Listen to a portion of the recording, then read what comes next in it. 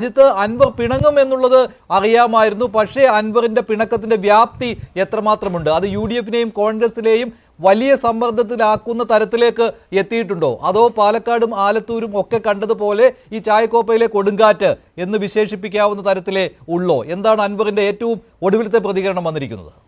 മഞ്ജുഷ്, ആര്യാടൻ ഷൗക്കത്തിന് തന്റെ പിന്തുണയില്ല എന്ന് അൻവർ പ്രഖ്യാപിച്ചു കഴിഞ്ഞു. ആര്യാടൻ ഷൗക്കത്ത് CPM-വുമായി ചർച്ച നടത്തിയ ആളാണ്. CPM സ്വതന്ത്ര സ്ഥാനാർത്ഥിയാവുന്നതിന് വേണ്ടി അത്തരമൊരു രാഷ്ട്രീയ നീക്കം നടത്തിയ ആളാണ്. ഒപ്പം തന്നെ ആര്യാടൻ ഷൗക്കത്തിനെ നിലമ്പൂരുകാർക്കറിയാം, അയാളുടെ പ്രവർത്തനം എന്താണെന്നറിയാം. അതുകൊണ്ട് ഇക്കാര്യത്തിൽ ആര്യാടൻ ഷൗക്കത്തിനൊപ്പം താനില്ല എന്ന പ്രഖ്യാപനമാണ് PV അൻവർ നടത്തിയിരിക്കുന്നത്. ഒപ്പം തന്നെ VS ജോയിയെ കോൺഗ്രസ് ചതിക്കുകയായിരുന്നു, പരിഗണന നൽകിയില്ല, അദ്ദേഹത്തിന് ഗ്രാൻഡ് ഫാദർമാരാരുമില്ല, അതുകൊണ്ടാണ് അദ്ദേഹത്തിന് വേണ്ടി വാദിക്കാൻ ആരും ഇല്ലാതെ പോയത് തുടങ്ങിയ ജോയിക്ക് അനുകൂലമായ നിലപാട് വീണ്ടും ആവർത്തിച്ചുകൊണ്ട് തന്നെയാണ് ഇക്കാര്യത്തിൽ PV അൻവർ ഇന്ന് മാധ്യമങ്ങളെ കണ്ടത്. തുടർ നീക്കം എന്ത് എന്നതിൽ അൻവർ ഇപ്പോഴും ഒരു സസ്പെൻസ് അവശേഷിക്കുകയാണ്. നാളെ വീണ്ടും പാർട്ടി നേതാക്കളുടെ യോഗം ചേരും. തന്റെ പാർട്ടി നേതാക്കളുമായി കൂടിയാലോചിച്ച് തുടർ നീക്കം പ്രഖ്യാപിക്കുമെന്നതാണ് അൻവർ നടത്തിയ പ്രഖ്യാപനം. അതായത് ആര്യാടൻ ഷൗക്കത്തിനെ അംഗീകരിക്കില്ല, പിന്തുണയില്ല എന്ന് പറയുമ്പോൾ ആര്യാടൻ ഷൗക്കത്തിനായി പ്രചാരണത്തിന് ഇറങ്ങില്ല എന്ന് തന്നെയാണല്ലോ അൻവർ ഉദ്ദേശിക്കുന്നത്.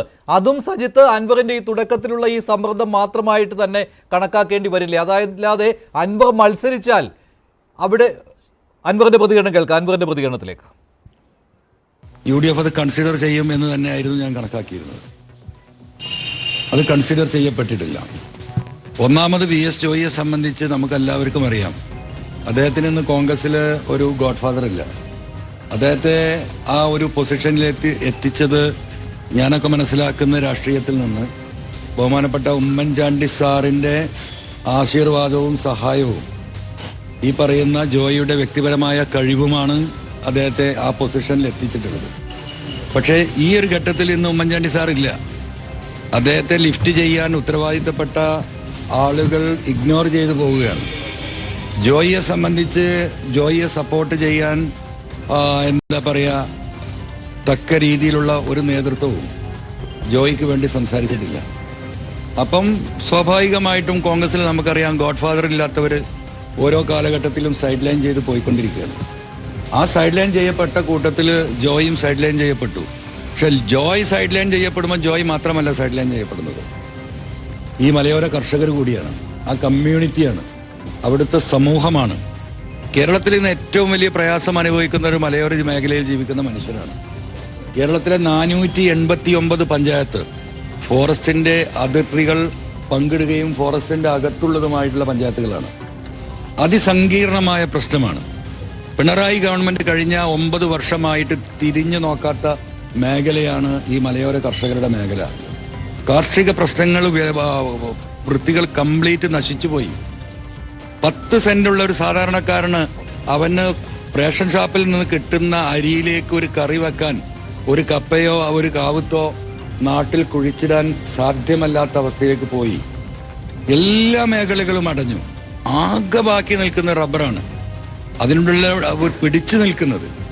ആ റബ്ബർ കർഷകർക്ക് അത് ടാപ്പ് ചെയ്യാൻ രാവിലെ എണീറ്റ് പോകാൻ കഴിയാത്ത 100ഉം 100ഉം മരമുള്ള കർഷകരാണ് മഹാഭൂരിപക്ഷവും.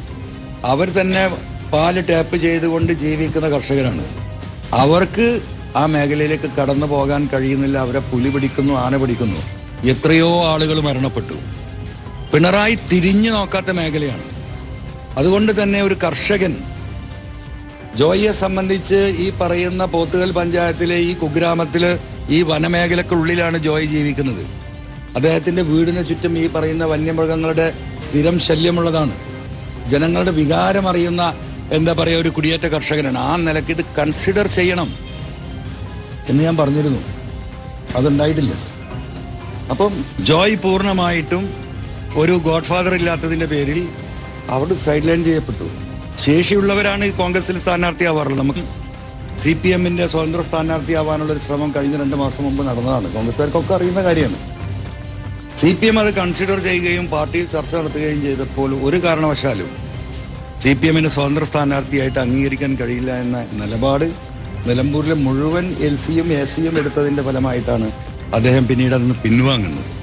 അപ്പൊ സ്വാഭാവികമായും മറുപാളയത്തിലേക്ക് പോകാൻ ശ്രമിക്കുകയും അവിടുന്ന് രക്ഷയില്ലാതെ തിരിച്ചു വരികയും ചെയ്ത ജനങ്ങൾ, ഞാൻ ഈ പറയുന്ന പബ്ലിക് ഒപ്പീനിയൻ അദ്ദേഹത്തിന് എതിരാണ്. ആ നിലക്കാണ് ഞാനത് പറഞ്ഞത്.